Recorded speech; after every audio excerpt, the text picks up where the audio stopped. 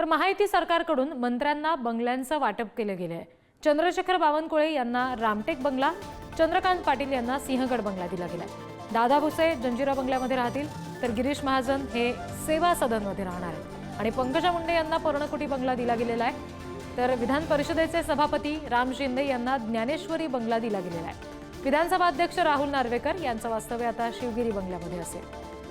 ही सगळी शासकीय निवासस्थाने आहेत जी त्या मान्यवरांना दिली गेली आहेत। तर कुणाला कोणता बंगला दिला गेलेला आहे बघूयात आपण ग्राफिक्सच्या माध्यमातून। शिवगिरी बंगला राहुल नार्वेकरांना दिलाय, जे विधानसभेचे अध्यक्ष आहेत। तर विधान परिषदेचे सभापती राम शिंदे यांना सुद्धा बंगला दिला गेलेला आहे, ते आता ज्ञानेश्वरी बंगल्यामध्ये राहतील। चंद्रशेखर बावनकुळे जे महसूल मंत्री आहेत त्यांना रामटेक बंगला दिलाय। राधाकृष्ण विखे पाटलांना जे जलसंपदा मंत्री आहेत त्यांना रॉयल स्टोन बंगला दिलाय। चंद्रकांत पाटील हे उच्च तंत्र शिक्षण मंत्री आहेत, त्यांना सिंहगड बंगला दिला गेलाय। तर आपत्ती व्यवस्थापन मंत्री गिरीश महाजन यांना सेवा सदनमध्ये राहायला सांगितलंय। पंकजा मुंडे ज्या पर्यावरण मंत्री आहेत त्यांना पर्णकुटी बंगला दिला गेलाय आणि धनंजय मुंडे जे अन्न आणि नागरी पुरवठा मंत्री आहेत त्यांना सातपुडा बंगला दिलाय। विशाळगडावर अर्थात त्या बंगल्यावर हसन मुश्रीफ जे वैद्यकीय शिक्षण मंत्री आहेत ते राहणार आहेत आणि उदय सामंत जे उद्योग मंत्री आहेत त्यांना मुक्तागिरी बंगला दिला गेलाय। याचबरोबर आशिष शेलार आहेत जे सांस्कृतिक कार्यमंत्री आहेत त्यांना रत्नशिशू बंगला दिला गेलेला आहे आणि आदिती तटकरे ज्या महिला आणि बालविकास मंत्री आहेत त्यांना प्रतापगड बंगला दिलाय। शिवेंद्रराजे भोसले जे सार्वजनिक बांधकाम मंत्री आहेत राज्याचे त्यांना पन्हाळगड बंगला दिलाय। नरहरी झिरवाळ जे अन्न आणि औषध प्रशासन मंत्री आहेत त्यांना सुरुची बंगला दिलेला आहे। प्रताप सरनाईक आहेत परिवहन मंत्री, त्यांना अर्वतो बंगला दिला गेलेला आहे।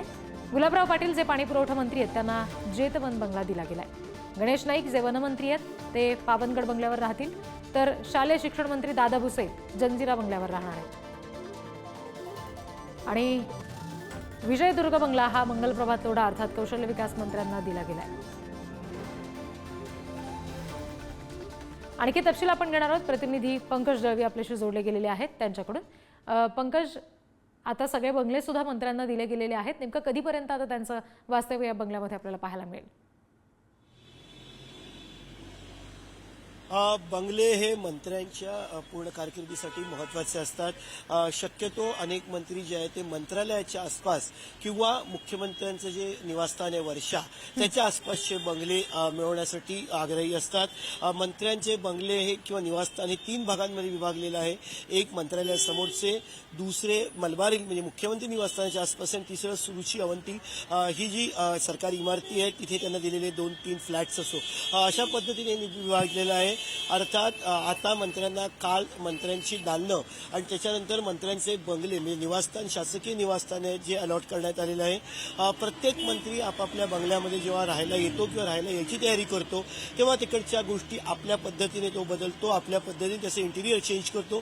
ती प्रक्रिया आता सुरू होईल। सार्वजनिक बांधकाम विभागाचे जे अभियंते आहेत किंवा त्यांचे जे आर्किटेक्ट आहेत ते या बंगल्यांमध्ये जातील। त्या बंगल्याला मंत्र्यांना जो बंगला दिलेला आहे त्या बंगल्यांमध्ये त्याचं काय चेंजेस करायचे आहेत याची जी अंदाज घेऊन त्या कामाला सुरुवात होईल।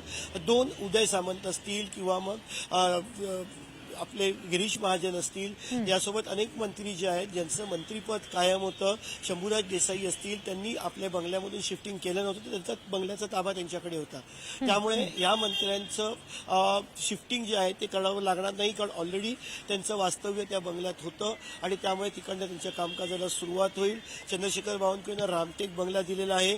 या सगळ्या बंगल्यांमध्ये सगळ्यात मोठा आणि प्रशस्त आवार असलेला बंगला म्हणून रामटेक या बंगल्याकडे बघितलं जातं। छगन भुजबळ असतील, दीपक केसरकर असतील, या सगळ्या नेत्यांनी रामटेक बंगल्याला जी ती पसंती दिली होती। पंकजा मुंडेंना पर्णकुटी बंगला दिलेला आहे। शिवगड बंगला शंभूराज देसाईंना दिलेला आहे। उदय सामंत हे गेली पूर्ण मंत्रिमंडळाचा काळ हे मुक्तागिरी बंगल्यामध्ये होते। मुक्तागिरी बंगला हा एकनाथ शिंदे वास्तव्य करत असलेल्या वर्षा निवासस्थानाच्या बाजूला होता, तर त्या वर्षा निवासस्थानी देवेंद्र फडणवीस राहायला जातील। त्यामुळे मुख्यमंत्रीच्या निवासस्थानाच्या आणि मुक्तागिरी बंगल्यामध्ये फक्त एकच भिंत जी आहे ती आहे। संजय राठोड यांना शिवनेरी बंगला जो आहे तो दिलेला आहे, तो मुख्यमंत्री यांच्या वर्षा निवासस्थानाच्या अगदी मागचा बंगला आहे। त्यामुळे मंत्री कधी जाणार, तर ज्या मंत्र्यांना आपल्या पद्धतीने बंगल्याचं रिनोव्हेशन करायचं आहे, कारण शेवटी मंत्रिमंडळाचा सदस्य असल्याच्या काळात किंवा मंत्री असल्याच्या काळात त्यांच्या कुटुंबासहित वास्तव्य त्या बंगल्यात असतं। त्यामुळे आपल्याला हवं तशा पद्धतीने इंटिरियर केलं जातं। हे इंटिरियर त्यांना PWD सार्वजनिक बांधकाम विभाग, सार्वजनिक उपक्रम व्यतिरिक्त किंवा वगळून जो विभाग आहे ज्यांच्याकडे इमारती, सरकारी बंगले यांची मंत्र्यांची देखरेखीची जबाबदारी असते.